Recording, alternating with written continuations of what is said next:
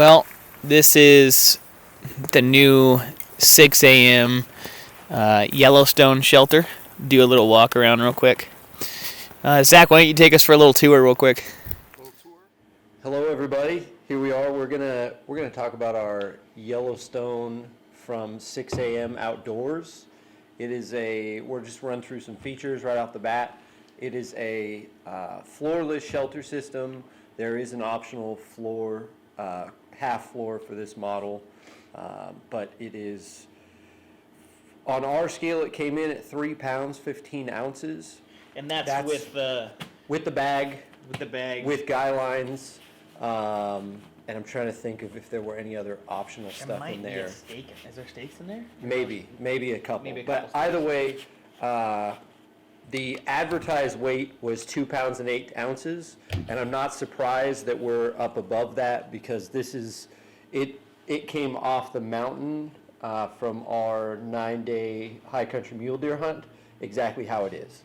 Yeah. So it was packed away. So this And is. we did do the heavier option, correct? We did, the yeah. thicker So this nylon. is the 1.9 ounce nylon, and he does offer it in a slightly lighter nylon that will be a compromise in durability, but it is slightly lighter in weight. The price point for this tent comes in at $230, so really not all that bad, when you're looking at floorless shelters can In comparison, it's pretty. Yeah, floorless shelters can pretty get competitive. get a little crazy, just because there's such like a niche market. There's not a whole lot of people out there who are trying to pick up a floorless shelter. But we found, so this one is 1.9 ounce urethane coated ripstop nylon, and it's in a desert tan color. It is 4.5 feet tall at the taller end where we found that we were getting in and out every day, and that also became kind of our gear hub. That was where we left our rifles at night, our packs at night. Everything was up there. Stoves, rifles, packs, our heads were at that end. Yeah. And it was kind of crammed once you have the stove going, packs, everything in, but we had plenty of room. Sure, yeah. Square footage wise, it's 4.5 feet tall at the tall end. It is 3 feet tall down at the foot box, which we found for the conditions we were in, because we got rain, sleet, hail, and snow. You got everything, yeah. We found that it actually worked really well. I can see why it was designed that way, because it sheds moisture down Towards the feet. toward the feet, void and of it's the area. and it's kind of getting it off of the tent rather than. I've seen floorless shelters before where they were more of a more like linear design, and you'll get some sagging because of moisture buildup. But then this is also, so it's 12 feet long with the doors on either end. And I will add right there that you can run this like a tarp. Oh, yeah. Where you take both ends off, and you just have a 3 foot to 4.5 foot tall tarp that's kind of eccentric in that way. Yeah. So you do not have to have the doors on. They zip off. You don't have to have them on. Yeah. It does have a stove jack, and this is the stove option that we have. Let's weigh it. We have the Light outside titanium stove. So this would be the chimney and everything you need for that, right? The chimney comes in at 1 pound 3 ounces. That's all the piping and stuff like that. And then, together 2.4 all together. And then, so since we weighed this is 1 pound 0 ounces for the actual cylinder stove and the piping. So let's weigh it one more time. 2.4 pounds for the stove system. So then everything all together, we're not going to sit right. Everything all said and done, 6.3. When you're thinking about two dudes, you could split up easily. I took the stove, Pat took the shelter on our hunt, and then you're kind of just cutting it down the middle almost. But 6 pounds, 3 ounces, and you have really a bomb-proof shelter that you can stay warm in as long as you have dry firewood. You have plenty of room to stay alive, and it's comfortable. I had zero complaints. I know Patrick and I think Bobby were the ones that were complaining about just room if you had to get hunkered down by a storm. You can touch on that a little bit. I rode out one storm. We had a storm probably day 2 or 3. Yeah, we had I think it was day 2. a really bad storm hit where it just started out of nowhere, snowing super hard, got windy, got a little lightning and thunder came in, and so I rode out a storm for probably 3 hours in it. And the tough part I found, and that was one of my talking points, but I'll hit on it now. The tough part I found was that when you're trying to just hunker down and just kind of relax, live life, just kind of trying to live, it was difficult only because the height is limiting. There was and this, to be honest, to be fair to the tent, this is my first time being in a floorless shelter for an extended period of time. Yeah, same here. So I didn't know going in, I didn't know what to expect, so these were just my initial reactions. But I did find when you're trying to just like sit down, make some lunch, and hang out, I always found that I was kind of close to the top of the shelter. Yeah. And the last thing you want to do is touch it, right? Because then you're getting moisture coming through. Yep.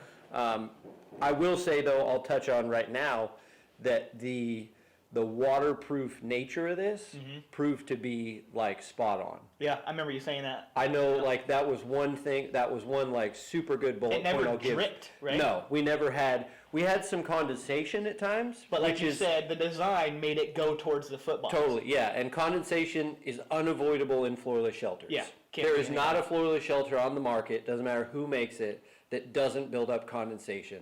It's naturally just a trap for moisture, and you've got moisture coming in from the bottom, from the earth, but still, the actual what you're worried about, right, is that rainfall, which we had a boatload of. Yeah, would get through and get to your bag. And we didn't have any issues with that. No, the only time you would ever get wet is if your sleeping bag touched the side of the shelter, and like you said, you can't avoid that. Yeah, that's going to happen no matter what. So the only thing you could do is maybe just get a bigger shelter and not have.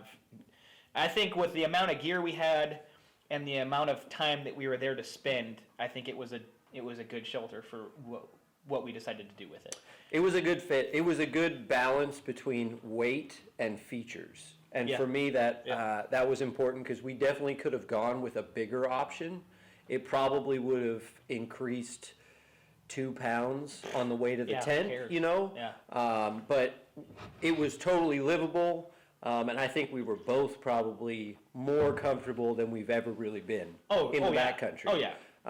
But for an extended period of time, having a shelter that you can go back to, take your boots off, start a fire, and stay comfortable. Like you could take off your jackets inside there when the stove's going. Oh yeah. And it was 22 degrees out at night, and you could take your shirt off, sit in the shelter, eat your dinner, and be comfortable. That to me is priceless. Yeah. Going back to camp, not freezing your ass off, have to be in your puffy, making dinner, and then it's horrible. I will forever go with a stove system like this if you're doing an extended period of time.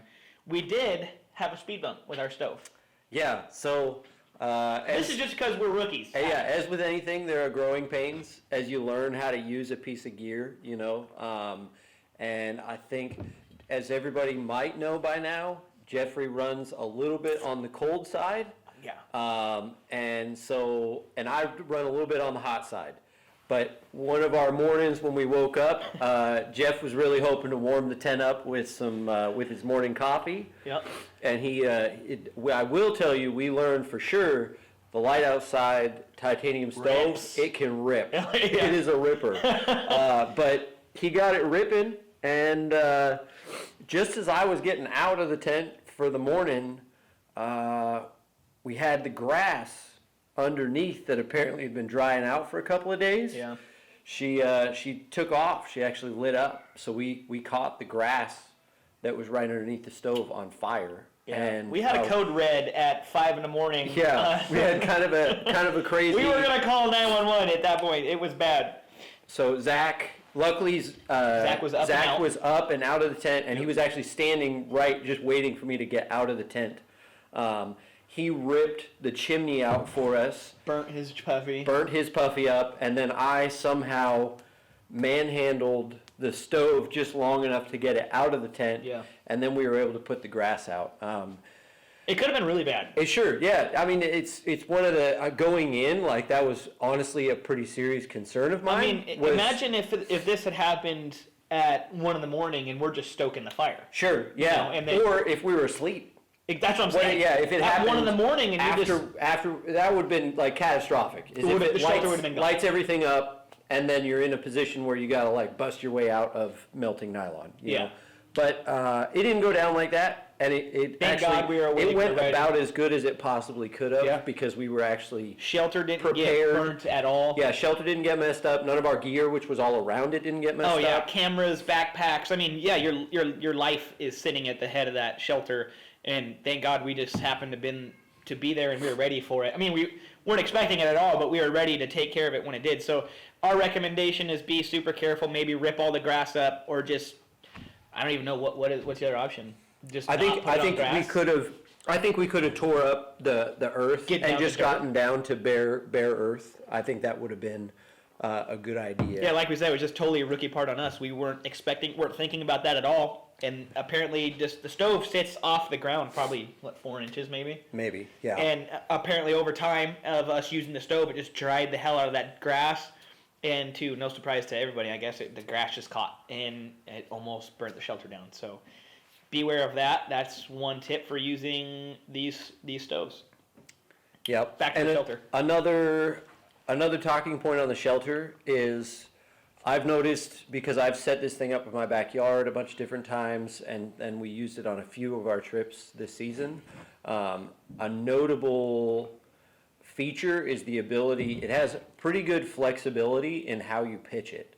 So if you need a really wide, if you want to sacrifice some height and you need really wide, like when we slept 3 of us in it. 3 of us, yep. We were able to get 3 dudes side by side because we pitched it kind of low, which worked because we weren't living in it. We just needed to set it up, go to sleep. We literally slept in it. Stay dry, and then get up. This was like summertime. It's 50 degrees at night, if that. It's 95 during the afternoon, so you never spent any time in the tent. You wake up, you're out of it because it's comfortable. We literally just slept in it 3 wide, like he's saying. We could have took the doors off. Totally. We probably could have left the doors for that whole trip. Exactly. But we're just telling you an honest opinion that his gear that he's making, Tristan is doing really high quality stuff over there. If you have any questions, call him. Link will be below to his website. I'll post his, probably not his cell phone number, but a link to him and maybe his email. And his shelters are top notch. The Light Outdoors, they're affiliated, right? He doesn't make these; they're just affiliated. Yeah, he just sells them on his website, but he doesn't produce them. But they're on his website. I was super happy with it. 100% as well. No, the ability, me personally, the ability to come back at the end of the night, get the stove ripping, dry out your boots, dry out your socks, dry out whatever gear you can't get dry in your sleeping bag that night. That was a game changer. Like that was it. It completely changed the ability for us to be able to go extended and hunt hard. Yeah, hunt hard because you wake up every day. You got dry clothes to get into. Yep. It makes it that much easier to hunt hard. I'm with him. I think all in all, awesome product. Yeah, 100%. And I think the last thing we'll say, especially to our friends at Exo Mountain Gear for the Christmas presents is, we're making this review here right after Christmas and just before the New Year. So Merry if Christmas. You have, absolutely. Merry Christmas, Happy New Year to everybody out there. And if you guys have any needs on shelter systems for your 2019 season, do not be opposed to shoot 6 a.m. an email. Well, this is the new 6 a.m. Yellowstone shelter. Do a little walk around real quick. Zach, why don't you take us for a little tour real quick? A little tour? Yeah. What we got going on? Well, we got a line here. It's reflective. Same with this one. We're all about safety around here. Yeah. So, got these two pulling out the little vestibule there. That's where the doors are. And that top green one's pulling out the top little vent area to try and cut down on some condensation overnight. And then we didn't bring a ton of guy lines because we knew we were just going to be throwing this thing up pretty quick. And so we just got one for the middle on each side, pulling it out. If we had, you know, maybe one more guy line, we could loop them through and pull all those sides out, give ourselves a little bit more room. But I mean, it's still plenty big for 3 guys. We could even throw our packs in there if we wanted to. If we were hunting, we could throw our bows, our rifles in there. There's a stove jack on there right here. So come later seasons, we can run a stove, stay nice and toasty warm. But why don't you follow me this way? Watch your step. Remember, safety first. So I'll go ahead and I'll climb on in.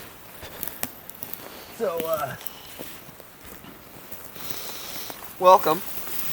We got the custom 6 AM poles that come with this bad boy. They're pretty sweet system, really lightweight. Just kind of clip in, adjustable height so you can get it as high as you want. As you can see, this door and vestibule here just has a ton of space for the stove or gear or whatever. I mean, we got 3 guys in here, pads, bags, and we're not even cramped in here. The other end is a shorter pole. Again, the custom 6 AM pole. That also has a door on it, so you can slide out either side, which is going to be really handy for 2 or 3 guys in here, especially when we're running a stove, or just are piling gear in here in case we get hit with a lot of weather. We can still scurry out both ends. We won't be stuck. So, yeah, I mean, it's really taut, super easy, really simple to put up. We had it up. First time putting it together, we had it up in probably 5-10 minutes. Couple little minor adjustments here and there once we got it up, just to tighten her all down, and she's ready to go. So we already got our stuff put in here, and we're just kind of gonna hang out for the rest of the evening before heading for bed, and we'll let you know how it sleeps in the morning.